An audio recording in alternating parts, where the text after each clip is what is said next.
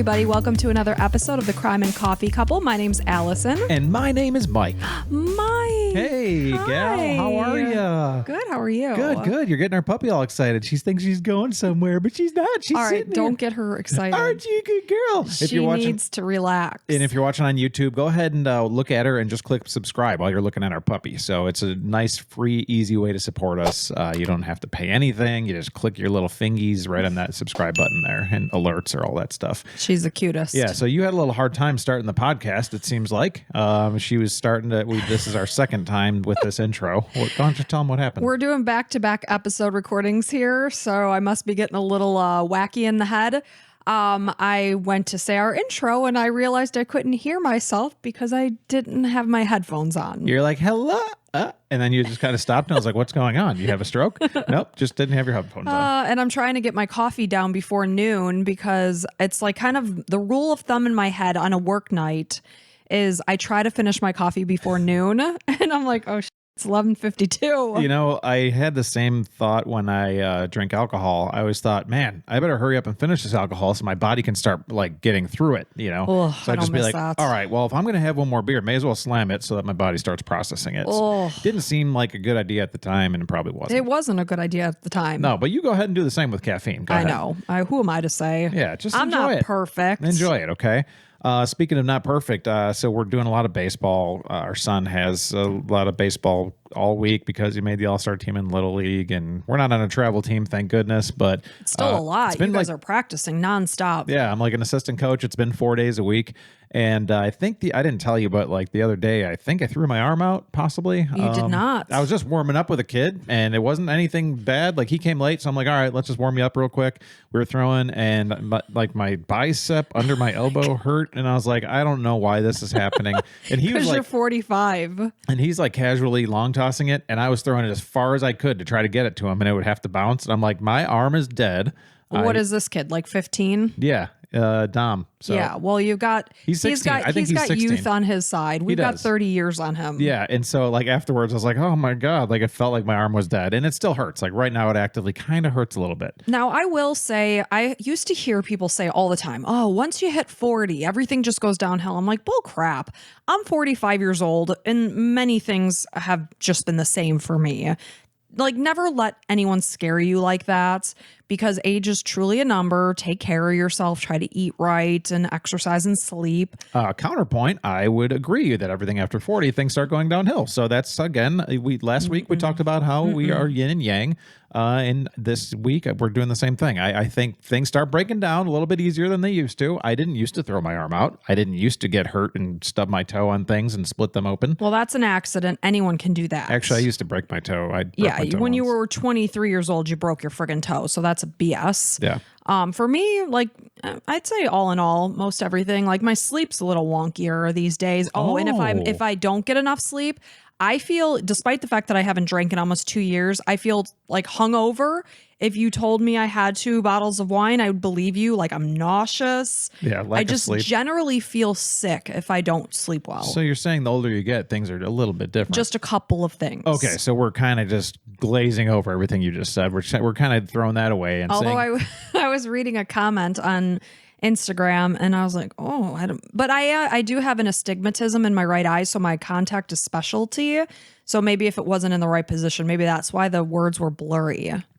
oh, see, yeah, and eyes go, oh my God, I have to get a new prescription every time I go to the eyeglass. So any of you youngins listen, it's great. I feel fantastic. Don't get me wrong. I feel like the best of my life. I've always been high energy, as you can probably tell, but yeah, I feel good. Just, little nicks and bruises here and there. My vision's been the same, I'd say, for the past 10 years. Yeah, you're pretty much perfect. I'm perfect, you know. At this point, if you're listening to us, we're probably somewhere in the Caribbean Sea on a cruise ship somewhere, hopefully. Otherwise, if we miss the port or something, we're not. But we're out there and having a good time, probably eating a little more than I should. I'm going to try to be really good, though, on the cruise. We'll see if that happens. What I'm curious about with the cruise, and I don't think we've mentioned it, but the ship we're going on has a ropes course.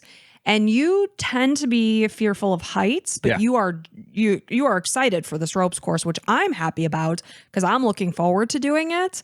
And I'm just curious to see how you're going to do. Yeah, there's one little part that like hangs over the edge of the boat. Like you can go out in this plank and look over the edge of the boat.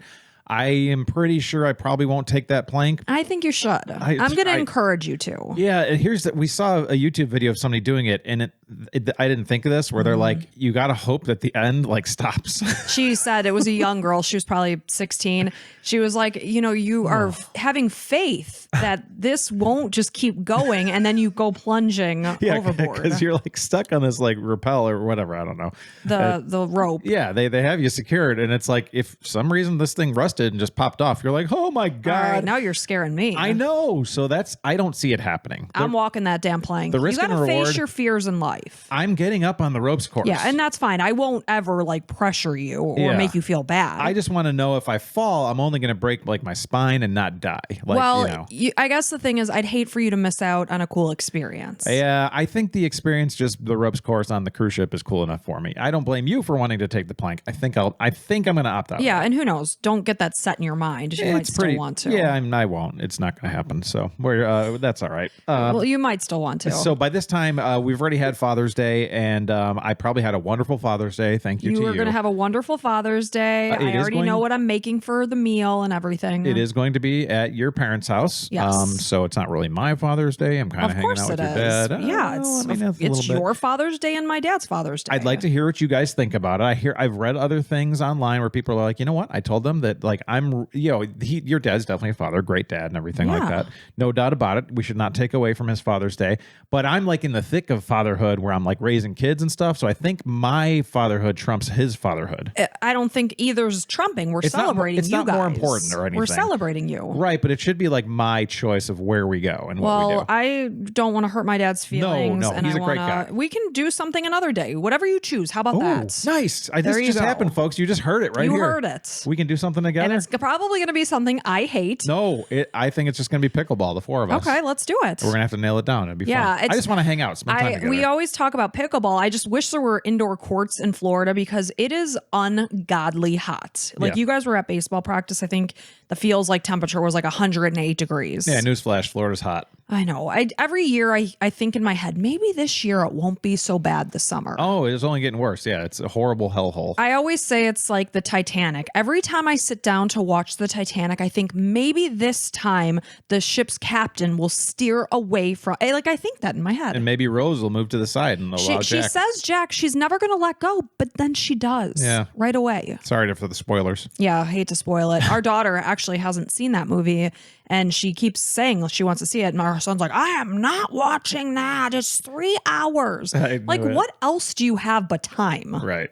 Yeah. He's got it in his head. And also that with as well as musicals. He will not watch musicals. Yeah. Refuses. Which is going to be interesting on our cruise ship because there are musicals. I definitely want to see the musicals. I'm kind of a show guy. Butt to the shows. Yeah, we'll see. He plays tuba. Like he should enjoy music. He's a crotchety old man. So on that note, shall we get ready? Let's do it. All right. So this is the abduction of Jody Plauché. So it was February of 1984, and an 11-year-old boy was abducted from his Baton Rouge home by his karate teacher, who had also become a trusted family friend. Wow. A week after he seemingly vanished, a phone call ended up being the key piece that allowed Jody to be found and to come safely back to his family. Oh, fantastic. Yes. Okay. I know you like those. You perked up. Oh, thank God. Because we just had another one from last week's episode that was really rough. Heavy. Yeah. So Jody Plauché was born in 1972 in Baton Rouge, Louisiana, to parents Gary and June Plauché. He was one of 4 children, and he was a very active boy. He was involved in basically any sport you could think of. He played soccer, football, softball, basketball. And then in 1983, when he was 10 years old and in 5th grade, he and his 2 brothers, hey, we've already got 17 sports going. Let's try karate. Yeah, and at that time, that wasn't like a normal thing. Now it is. Like everybody, all the little kids are in like every single sport. Yeah. Their parents are playing. Although not really, though, because nowadays it's more like once you choose your sport, like you have to be an expert and this is your sport. Specialized. Yeah, it's more specialized. Whereas back then people had I realized it was weird when our son was in 1st grade and he was going to try basketball and we took him out. And mind you, he was 6. And these kids are dribbling the ball through their legs. And he could barely shoot a ball. So and I was like, whoa. So basketball's out. Yeah, but we're too late for basketball. At age 6, missed the boat. We were too late for basketball. And So that I think wasn't that was travel. the difference back in 1983. Yeah, like I was in soccer, basketball, like a youth league. I started basketball in like a middle school. So like, and it was like, Right. I was fine. And I think it's kind of sad nowadays that kids are so good at what they do because it weeds out the kids who want to just try. Yeah, or like really love a sport but aren't fantastic. Yeah, maybe. it is. So anyway, this is when he got started in karate, and this is when he met this guy. So their instructor is 24-year-old Jeff Doucette. So in August of 1983, June and Gary separated, and they were in the midst of a divorce when Jeff seemingly used this opportunity to swoop in and kind of fill the role of the home's father figure. And he was a very crafty and manipulative, slimy guy that made people feel at ease. And he weaved his way into the home after Gary moved out. And not only was he serving as an emotional support for June, but he was spending more and more time with the children. And of course, he's got now 3 of the Plauché boys in karate with him. So eventually, June and Jeff even began an intimate relationship. I was going to say, did they ever fool around? And yeah. So Jeffrey Paul Doucette was born in February of 1959 in Port Arthur, Texas. This is a small town on the Texas-Louisiana border. He was one of 7 children. He and at least one of his brothers relocated, and they moved 185 miles away to Baton Rouge from Port Arthur, and they went with their father. And his father was a service station owner, and his mom remained with the rest of his siblings in Port Arthur. So Jeff admitted that he was abused as a child. I don't know who abused him.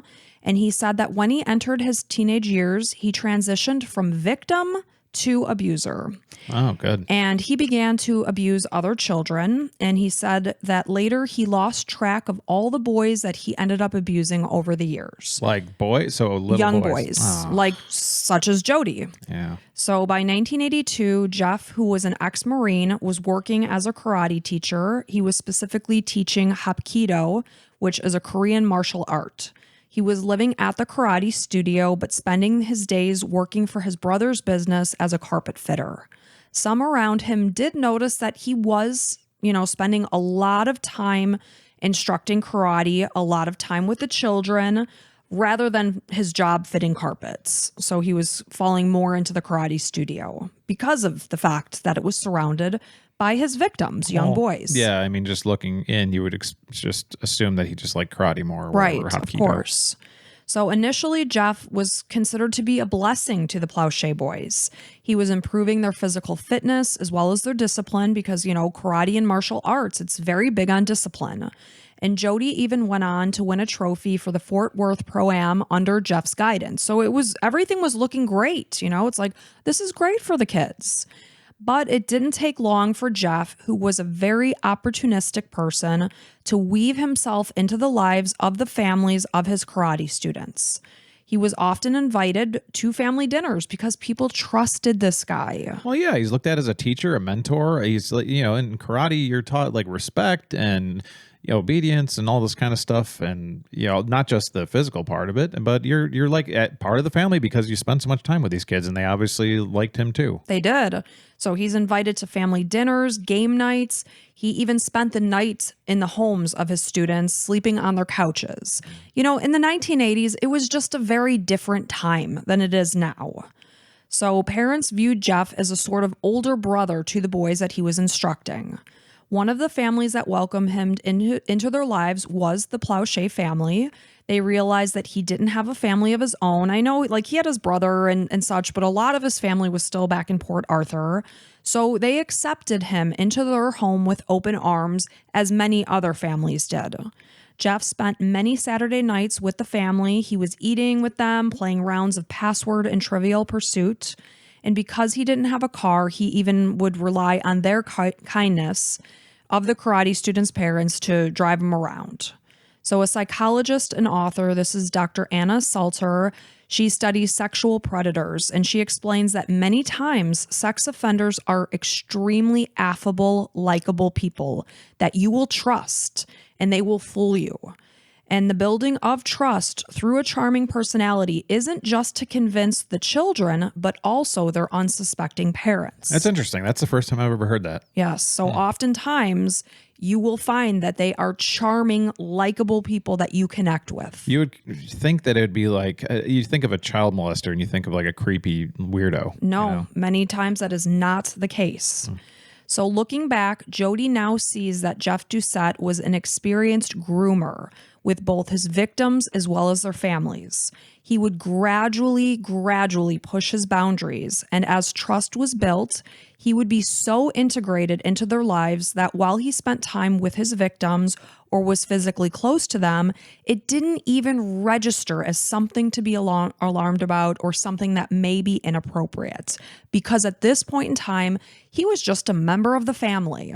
See, what's interesting as a male, I think a lot of males, back then, were worried about being gay if they were like, if they showed like physical affection. So I always show physical affection to our son, like hugging him and stuff and giving him a kiss on the cheek or something. And I'm just a touchy kind of guy.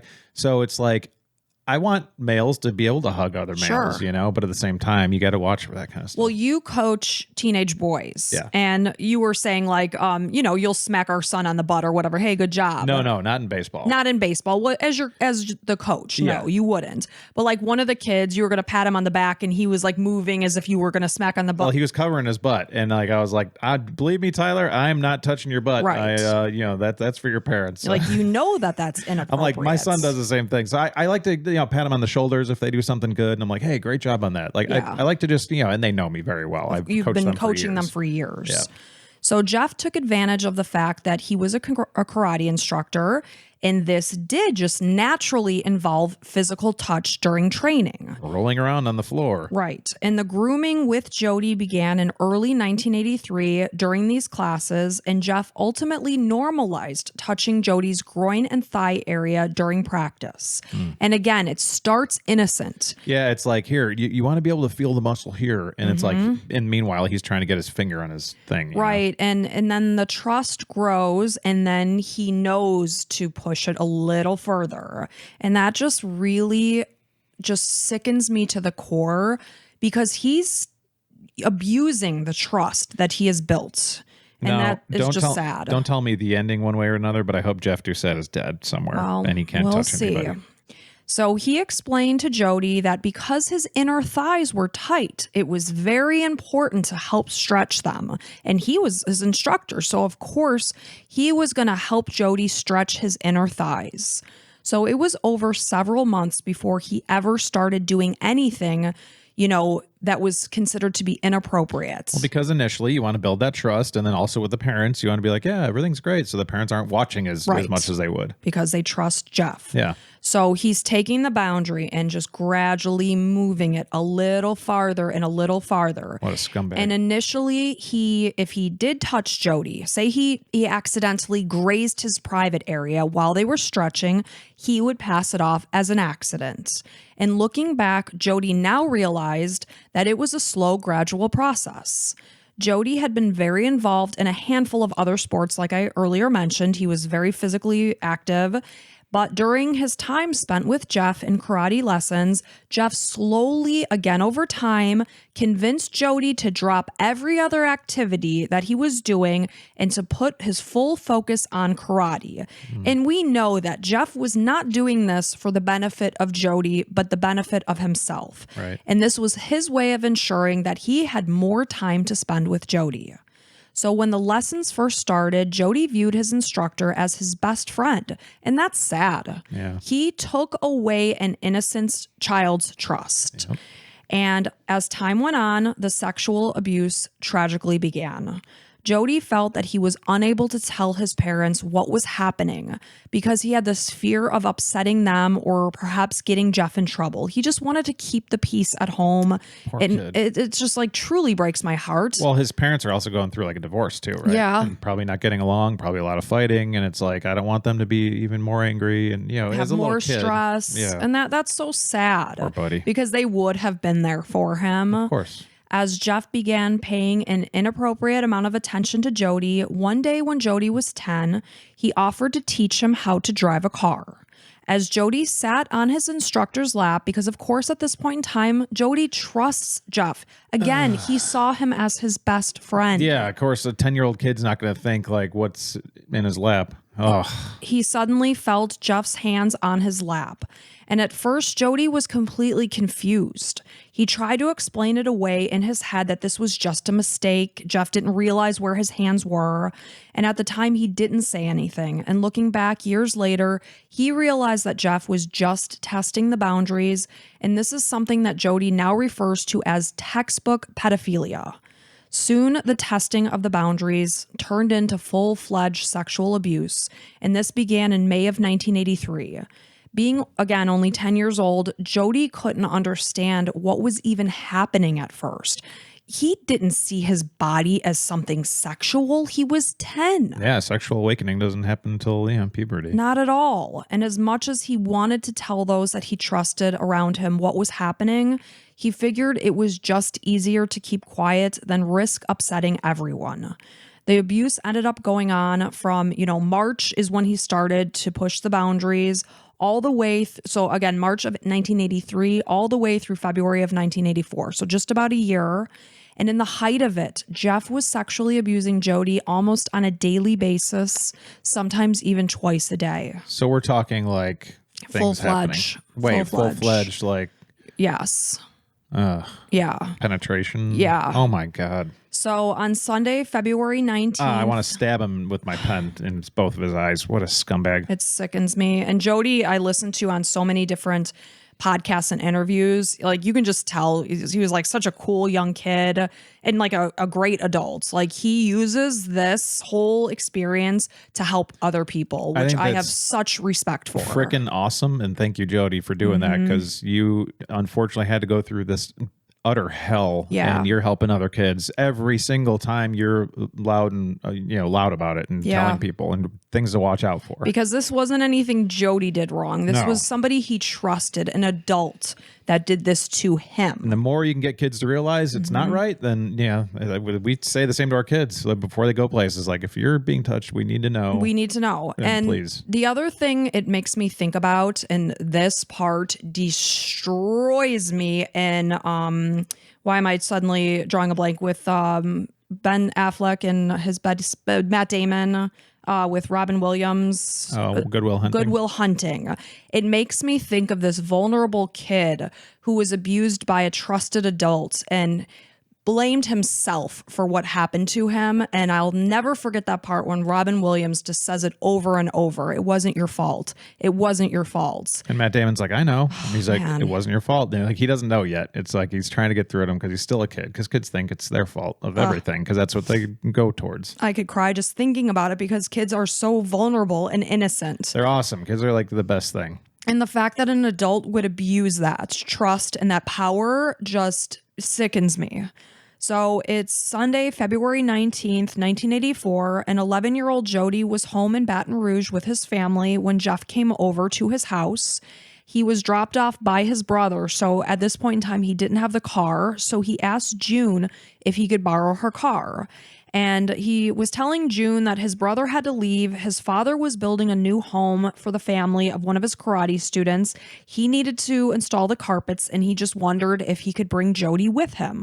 And again, he's a trusted part of the family at this point in time. No alarm bells whatsoever are sounding. So he said, can I take the car? Jody will come with me. And Jeff assured he would have Jody back, before darkness because it's a school night. And the two headed out together. There was nothing alarming happening. But little did June realize at the time, but Jeff had an upcoming court date for bad checks that he had written, which led him to fall into significant debt. It was his plan to go on the run, and he would take Jody with him, who he had been grooming and abusing for about a year at this time, along for the ride. Even though he was kind of sexually involved with June? Yes, I think that maybe had ended by this point. I'm not quite sure. This guy's a monster. He's a monster. As Jody got into the car and set out with Jeff, he got the feeling that something wasn't quite right. They went over to Jeff's brother's house. This is in Gonzales. This is southeast of Baton Rouge. After he gathered some of his belongings, they drove to his mother's home in Port Arthur, Texas. He told his mom that he was traveling to New York City for work and that he needed money to take the bus to New York City. So he's just a manipulator and a liar to anybody that he comes across. While there, Jeff's mom called June and explained that he and Jody were at her house. Jeff's mom doesn't know. She doesn't know anything sinister is happening here. So she knows June. So she's like, yeah, they're here. And June was, like, what the heck? Jody cannot stay out late. It's a school night. And I looked it up because I was curious. Port Arthur is 185 miles away from Baton Rouge. And this is a 3-hour drive. It's like, you took my car. You told me you were putting carpets in to a local home. And now you're 6 hours round trip. Yeah. So she's like, Jody has to be home. And of course, he's smoothing things out and saying, no, yeah, of course he will be.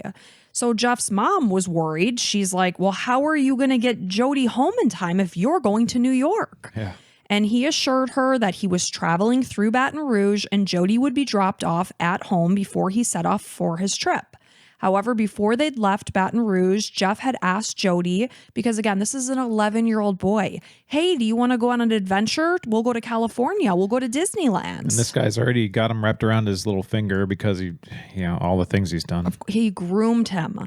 So he's telling him, it'll be our little adventure. Don't tell anyone. And Jody's like, yeah, that'll be fun. So by the next morning, Jeff was heading west with Jody, first to Vinton, Louisiana, where Jeff's uncle lived, then to Orange, Texas, which sat on the Louisiana border. During the second day, Jeff went on to abandon June's car, and he and Jody took various buses through New Mexico and Arizona before they ultimately ended up in Los Angeles. And then more than a week has passed at this time, or about a week. So when they arrived, Jeff, being an idiot, disgusting monster, had no plan, no money. So he ended up contacting a man that he knew in Houston. And he's telling this man, because he lies to everybody and people trust him, that he was in LA for a karate tournament. His van had been stolen, and with it, his money was inside the van. So now he's in LA and he has no money. So this man, being a good person, sent Jeff $600. Wow. So it ended up, he got $550 of it because by the time wire transfers or whatever fees were taken, he got his brother's birth certificate so that he could obtain identification. So at this point, Jody was just along for the ride, and Jeff, being a sneaky mother effer, was doing things a child would like. He was taking him to Disneyland. They went and saw the Hollywood sign. They did other touristy things so that it didn't feel to Jody that it was an actual kidnapping. During their travels, Jeff shaved his beard to change his appearance, and he dyed Jody's hair from blonde to black. And he told people that they met along the way that Jody was his son. He took Jody to different tourist attractions that they passed. He concocted this idea in his mind that they were two lovers who had run away together. What a psychopath. Rather than the fact that he was a pedophile who had abducted an 11-year-old boy from his family. So when they stopped off at motels, sadly, Jeff proceeded to rape Jody. So when darkness fell on Sunday, February 19th, on the day that Jeff left with Jody, he assured June that they would be back with, he would return Jody to her and her car. So now she doesn't have her son and she's without a car. And of course, as nightfall has come, she is worrying. Where are they? Because they were expected back hours earlier, and June again did not have her car to even get in and drive around and look for them. So she began calling around, and maybe that's when she got a hold of Jeff's mom, and she's like, yeah, they're here. So, obviously she's alarmed at this point. Yeah, otherwise why would she call Jeff's mom? Right. And June's anxiety only grew as the hours passed, and she soon contacted the police to report her son missing. Good. The Baton Rouge police realized that they needed to trace, obviously, Jeff's footsteps, because we know that Jody left with Jeff. So they began speaking with his family, including his mother in Port Arthur, and she confirmed that both he and Jody had been to her house. At this point in time, because now they've crossed state lines from Louisiana to Texas, we know at least that they got the FBI involved because Jody had been taken across state lines. This made it a federal crime. So they continued to trace Jeff's steps, but soon they did hit a dead end. Because again, it's 1984. We don't have surveillance videos and tracking things like we do now. And all that. And he wasn't even using credit cards. No. That was like the slip back in the day. There wasn't electronic stuff. Exactly. So on Sunday, February 26, 1984, 1 week after Jeff left with Jody, June received a collect call from her son, and he was calling his mom to just say, "Mom, I just want you to know that I'm safe." So initially, they believed that the pair were in New York because they even asked him, like, "Do you have a coat?" Because they know they didn't leave. He didn't leave with supplies. He didn't leave with a coat. It's February. It's cold in New York. So they're thinking in their head that because of what he told his mom, that they were in New York. So Jeff was in contact with June over the next several days. And on one occasion, Jody called collect again because, of course, they don't have money. And they spoke at this point in time 22 minutes. So Jeff was talking to June? Jeff was also talking with June. And saying, hey, everything's okay. Everything's cool. Okay. And now you said this. I'm sorry to get you back to this. So now there's a collect call that lasted 22 minutes? Yes. So now Jody and his mom are talking on this collect call. 22 minutes have gone by. So what Jeff had no way of knowing was that while Jody called home to assure his mom that he was, good, everything was fine, the FBI had set up a wiretap on June's landline. Nice. And not only had the Baton Rouge deputy sheriff listen to the conversation, but they were able to contact the telephone operator who gave the exact location of where the call had originated from. That's amazing for the time. Yes. So within minutes, the call was traced back to the Samoa Motel in Anaheim, California, because they never said where they were. Again, they're thinking New York. Now they're suddenly learning they're in Anaheim. And they're like, holy crap, we're way off. Yes. So they're near Disneyland. This is 2,000 miles away from Jody's home. And it didn't take long until the Anaheim police, when I say it didn't take long, Jeff was still on the phone. Wow. So they responded to the scene. They broke the door down to room 38 to rescue Jody. That's so awesome. That is incredible. Like now this makes sense, but like back then it's like you got to call that police and say, this is a huge deal and you got to go right now. And they're like, hold on, we got to report, blah, blah, blah. There's a lot of red tape. And it's like, man, they just must have jumped right in. They were on it. Awesome. So at the time they busted into the room with guns, Jeff was still speaking on the phone with June. Shoot him in the head multiple times, please. Well, right they immediately. didn't. So Jody was taken to the Anaheim Police Department. He was, of course, scared. This is an 11-year-old kid that's on the phone with his mom in a hotel room, and all of a sudden the door to the hotel room is busted in, and there are armed police officers there. Of course, they even were pointing guns at him initially because they had to figure out what's what. Who's who? Yeah, exactly. So he's brought into the police department, and he was questioned for about an hour. Of course, he was asked, did Jeff touch you inappropriately? And Jody is adamantly denying, no, he did not. Yeah. So he was taken to a hospital in California where they did conduct a rape test. And he was, going to be worked on getting back to his parents. And in the meantime, Jeff was arrested. He was held for questioning while Jody was returned home to his family in Louisiana. As Jeff spoke with investigators, he admitted that he had a relationship with Jody's mom, June, but he denied ever sexually abusing or abducting Jody. Instead, he's trying to pass it off that he intended for June to join them in California. The police officers are like, yeah. That's why we talked to June and she called us and her kid was kidnapped and you were supposed to bring her back the same day. Okay. So Jody was safely back with his parents on March 1st, and they eventually learned the harrowing details of what their son had lived through and the shocking fact that he had been sexually abused by someone that they fully trusted and allowed into their home and saw as a member of their family. One day after Jody came home, he went to the Baton Rouge Police Department, and he was interviewed to him as an 11-year-old, what felt like hours. He continued to refuse to tell the truth about the sexual abuse that he was put through. He maintained that Jeff had not touched him. He felt that they were very harsh with him during their questioning, hoping that he would crack and tell the truth. Once the rape test came back 1 week later, there was no more denying this fact. So Jody remembers seeing his mom waiting for him when he got off the school bus. And he knew at this moment this was not typical. She was not normally there waiting for him, that the results to that test must have come back. He knew it.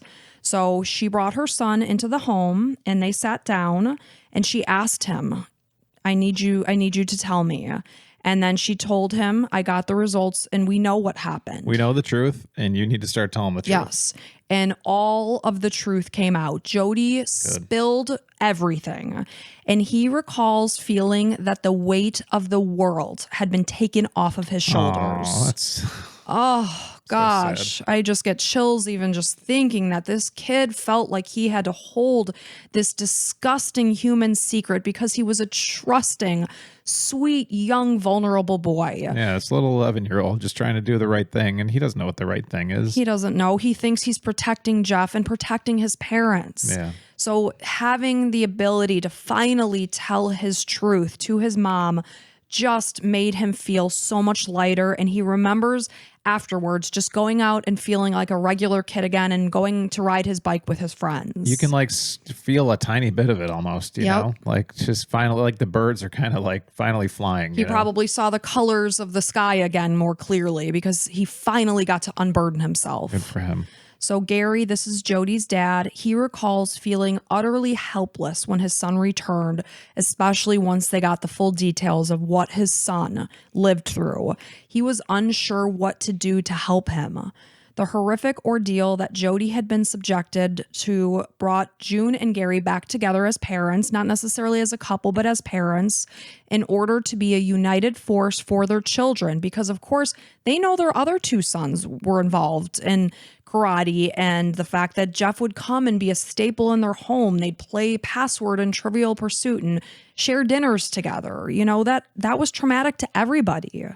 So Gary was working through his own demons and the immense guilt and anger that was just harboring inside of him, realizing that he had been fooled by Jeff's manipulation and grooming. Gary blamed himself for the fact that his son had been an innocent bystander who had been harmed in the process. And I can't imagine. That's got to be a horrible feeling. Yep. Oh, so while Jody was reunited with his family, Jeff remained in custody in California. According to Jody on one podcast I listened to, Jeff was like fighting the extradition process, just making it take longer than it needed to. Yeah, big surprise. You're a complete loser human being that needs to be wiped off the earth. So they're starting the extradition process to get him back, and he was charged with aggravated kidnapping and would be facing a trial back in Louisiana. On March 16th, 1984, Gary was having a drink at a local bar. This is the Cotton Club. And he struck up a conversation with a news executive from the local ABC affiliate news station. This is WBRZ-TV. Gary was currently working as a salesman, but he had previously worked as a TV camera operator for the same company, so he knew people. So the news executive told him that Jeff was arriving in Baton Rouge, and they're just conversing. This is just, you know, a casual conversation. And he's like, oh, yeah, when's he coming? And the executive mentioned the exact time of his arrival and says, oh, yeah, his plane's landing at 9:08 p.m. And Gary made the decision to head straight to the airport. And I'm looking at the look on your face. I'm smiling big. And I know what's happening. I know here. You know where this is heading. Oh, I can't wait. So Gary goes to the Baton Rouge airport. Jody later spoke with ESPN and told them that his dad went to the airport assuming that he was going to die. He said either he or Jeff were gonna die that night. So as Gary made his way through the airport wearing a baseball hat and sunglasses, he waited by a line of payphones with a .38 tucked into his boot. Since it was 1984, airport security was entirely different, much more lenient. People could freely wander around, go to the gate, and wait for their loved ones. So Gary walked through the airport. He was unnoticed by anyone, and I watched a video. And he wore a baseball hat. And again, I know I mentioned that, but it was down low. He's got these sunglasses on. Nobody noticed him. So he headed to arrivals. He positioned himself close to where the news crews were. He knew that this is where Jeff would be getting off the plane. So when Jeff's plane landed, Gary called his best friend and told him what exactly he was planning to do. And he said, "Here he comes. You're about to hear a shot." Gary kept his back to the crowd. He's literally turned toward the payphone on the phone at this point in time. And he knew if he turned around too soon, the local police would recognize him because of his son's case. So in the meantime, the media was present. They were filming, cameras were rolling. And his friend heard the shot that Gary promised him to expect, as Gary shot his son's rapist in the head. Some claim that the cameras were broadcasting footage live. This is an old wives' tale fallacy. What do they call that? I don't know. But anyway, it wasn't live. So it was going to be rushed back to the news station in order to appear on the 10 o'clock news that night. So again, it is being recorded, but it is not live. It was 9:30 p.m. when Gary sprang into action as Jeff walked by the line of payphones. His hands were cuffed in front of him, and an armed officer, walked next to him. To the shock of those on the scene, Gary turned and shot Jeff in the head right as he walked by where Jeff stood on the phone, where Gary stood on the phone. Man, sorry to interrupt, but it's just like, I think as soon as you started talking about the dad, and I was like, I hope this is the one. I hope this is the one. Like, I've seen this video so many times. I've been, you could probably hear in my voice, I've been kind of crying for a little bit. Like, it's the best thing. Maybe I'm sick, but man, Jeff deserved this so bad. I'm so glad this guy's dead. I'm so glad that Jody's father was able to kill him. And I'm not, eye for an eye is not right, obviously, but before Jeff could hurt any other boys or anything. And he would have. And, maybe it doesn't help Gary completely heal, but at least a little bit, know him that, man, I killed this guy and he can't hurt anybody else. It's so fantastic in my opinion. And don't care if anybody thinks otherwise. You and I differ on certain things because we've had this conversation before. Like, if anyone ever did anything to our kid, I promise you I would kill them. That comes from you. And I said, yes, but you risk going to prison for the rest of your life and then staying away from our other child that still needs you. So as soon as I read about this case, and I had heard about this case, I immediately thought about you. I guarantee he doesn't go to jail. I think I already know about it. I think we'll let you say it, but I mean, there's if you go in front of a jury, they're going to be like, yeah, he killed the guy, but this guy did horrible things to his son, and his son will never be the same, whatever he could have been or what, and obviously Jody's been awesome. Yeah, Jody is a rock, but he had to go through utter hell to be this person. And I don't know. I fully support Gary. I think he's a champion, and I hope, I don't know. I hope, I'm not going to say any other things, but I'm all for this. So kill that piece of garbage. I'm so glad. Jeff immediately collapsed to the ground. I watched the video umpteen times, and Sheriff Deputy Mike Barnett ran to Gary and immediately pinned him to the payphone. Deputy Mike Barnett just happened to be a personal friend of Gary's, as well as the investigator on the case, and realized almost immediately that the shooter was Gary. Deputy Barnett could be heard on camera asking, "Why, Gary? Why'd you do it?" And Gary replied, "If somebody did it to your kid, you'd do it too." And I think obviously Mike was protecting Gary because Jeff had been walking with an armed guard, He could have turned and shot Gary. Well, then within their right, because they're worried about their lives. Right. But at the same time, you kind of know, he wanted to identify him right away. Be like, show that he knows him and show that, he's not worried about getting shot because he knows he just wanted to kill this guy. He wanted to get his son's abuser. Yeah. So Gary was arrested and taken into custody while 25-year-old Jeff was rushed to the hospital where he remained in a coma until his death the next morning. Aw. Poor buddy. On the day of the airport shooting, Jody and his siblings had been staying with their grandparents while June had been out playing dominoes at her sister's house. When June came home, the house was quiet and empty. And when you have a house full of kids, it's rare to have a quiet moment to yourself. I think I've only been at home alone in our house maybe a handful of times. And when I am, I'm like, what do I do with myself? So she's taking advantage of the quiet time and she's wandering around the house doing chores. And with that, she turned the TV on. So the 10 o'clock news comes on and June is milling about and she hears mention that an unknown assailant guns down alleged kidnapper. And immediately she knew that the assailant must be Gary. And June fell to the floor and began to scream until the neighbors heard her and rushed over. The next day, June had to sit down with her children and tell them what happened. And Jody's initial reaction was that of pure anger. Jody later explained to ESPN, "I didn't want him dead. I just wanted him to stop." Because this is an 11-year-old. This guy was considered a hero to Jody. He was his best friend. He was his karate teacher. He was very confused. He was a confused boy that didn't realize what was going on truly. 100%. And it was enough for Jody that Jeff be sent to prison, and it took him time to forgive his dad for what he had done. He was also upset that his dad's decision would likely then result in him leaving the family to go to prison. Jody also worried that because of what happened to Jeff, the whole world would now learn what Jeff had done to him, and he wasn't ready for this information to come out. He hadn't publicly announced any of the abuse that he had lived through, and now he worried that all of his friends, his neighbors, and his classmates would know what happened to him. He had made comment that when he first got home, June's biggest focus was trying to get his hair color back. She hated the fact that he had blonde hair when he left, and now he's coming back with like this almost like black hair. Well, that Jeff did to him, so it's like right. It was just a reminder. Yeah. So they worked on trying to get his hair color back, and Jody has a great sense of humor.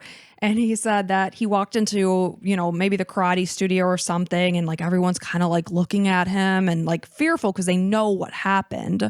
And he said his hair was like a terrible golden retriever color. And he made some flippant joke, and his friends were like, "It is Jody. Like, Jody's still here." Because everybody was scared, like how to be around Jody afterwards. But Jody he's amazing. I just adore the guy and the time that I listened to him on various podcasts and stuff. So Gary spent a total of 3 nights in prison. He was taken in on Friday night. He was released on Monday. He was released to a psychiatric hospital. He did have to spend a month there. Gary and June had been separated for 6 months by this time. And before Gary was going to be released from the psychiatric facility, it was agreed upon that he would no longer be drinking alcohol. I think that must have been a problem within the marriage. So, they called and they're like, "He's no longer going to be consuming alcohol. Can he come home to you?" And she said, "Yes, if he is more than welcome home if he's not going to be drinking." So, it sounds like he did come back home. And Gary was charged with second-degree murder, but the charge was later changed to manslaughter in a plea deal, and Gary ended up being sentenced to 7 years in prison. However, the sentence was suspended, and he was given 5 years probation plus 300 hours of community service. And with this decision, the judge said that prison would serve him no useful purpose because he knew that Gary is not a dangerous man. He was out to get justice for what had happened to his son. The judge felt very confident that Gary wasn't going to go on to hurt anybody else. Mm-hmm. So many people understand why Gary had done what he had done and even applauded his decision, some like you. Now, let me say, we can't all just go out and start putting the law in our own hands. Right. And that's the risk here. Yeah, I totally get where this guy's coming from. Right.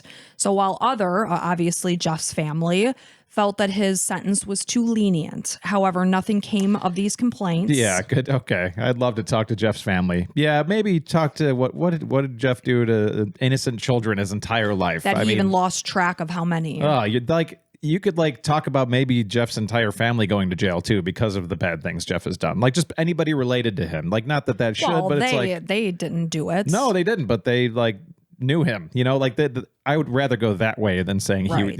That'd be too that he didn't get lenient, enough. Yeah. So Gary served no time in jail for murdering Jeff other than the initial first weekend that he was arrested. And he was probably treated like a king. Probably. So by summer of that year, Jody's anger and his resentment toward his father began to dissipate as he began to heal and understand why his father had done what he had done. Well, he probably thought, you're right for being mad at me. I should have, I shouldn't have done that. And I'm sure I'd love to hear what Gary has to say about it, but and I'm sure you're going to tell us. But it's just, and obviously he was drinking and things happened, and I don't know if he was at the time or not. Well, he was at a bar when he heard the information, right? And could he have handled it different ways? Absolutely. And Jody was right to be angry. That's okay. That's expected. His wife was right to be angry at him, but at the same time, I get where he's coming from. Right. So Jody went on to Louisiana State University, where he graduated with a bachelor's degree in general studies with minors in psychology, speech communications, and philosophy. During his time in college, he served on the executive board for Men Against Violence, which is a campus organization aimed at preventing campus violence. This includes sexual assault and other physical violence. In 1991, he faced the public for the very first time, and he appeared on a television talk show. And soon after his very first TV appearance, Jody was contacted by a local police officer who informed him that a boy had watched this interview on TV, and this gave him the courage to come forward to disclose his own abuse that was at the hands of his pastor. That's so powerful and Yes. amazing, and so good for Jody to hear so he can continue sharing this horrible story. Absolutely. And this pastor did go on to be arrested, and obviously hearing this lit a fire within Jody to think like, man, I did like this one thing with this one talk show, and who knows, there's other things we might not know about. Right. So this fact gave Jody the inspiration to continue to share his story with the world. That one TV appearance led to a career in public speaking and advocacy. And after graduation, Jody relocated to Pennsylvania to work as a counselor and risk prevention educator. In 2019, he released a book about his story, and it's titled Why Gary Why. It was important to Jody that other victims of child abuse know that with the correct support, they could get their lives back. He explains to these victims, you're not scarred for life. You're not damaged goods. Your innocence. That may have been taken, but for the most part, you're going to be okay. He also unveils the sneaky tactics that child predators often use in order to better inform parents of what signs to look for if your children are involved in sports or with a teacher or with whatever, an uncle, whoever, so what to look out for when they're around these people.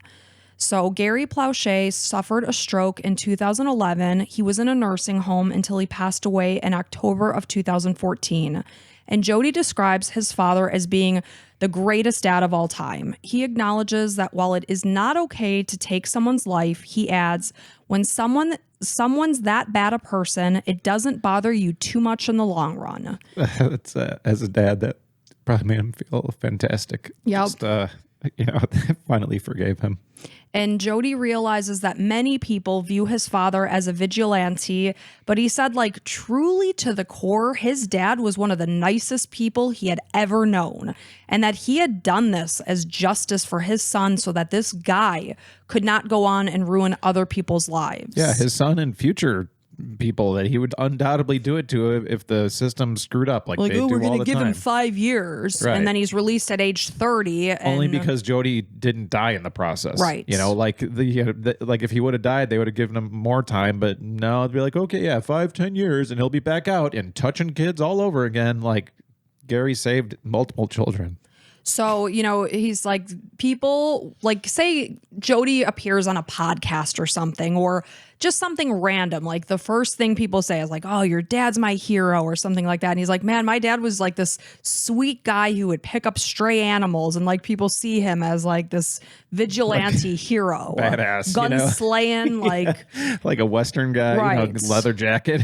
He's like, no, he was just a dad, man. Jody is currently thriving, and he travels throughout the United States to present professional and college trainings about sexual violence risk reduction. And if you or someone you know is experiencing sexual abuse, there is 24/7 help. I'm presenting from the United States. I don't have all the lines, but in the United States, there is a national sexual abuse hotline.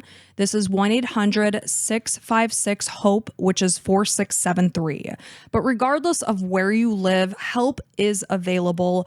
People will listen. People will people will believe you, I should say. Yeah. When you tell them, just like Jody, he felt like, I don't want to disrupt everything. There's so much more support for you Yes. to tell the truth, and like there's plenty of love on the other side. Like you can climb that fence, and I promise you it'll be better. Like look at Jody, look at anybody who's finally told the truth, and gotten these people behind bars. We tell our kids, like, they're probably going to tell you to never tell anybody in secrets, but promise me that it's much better to tell us. Yeah. And, the point was that really was highlighted in this case was that Jeff was so skilled at making people trust him, like getting people to trust him.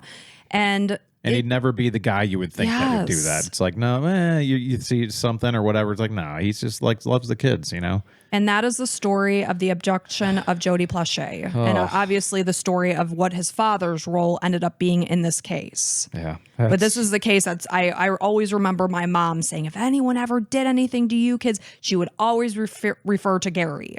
She knew his name.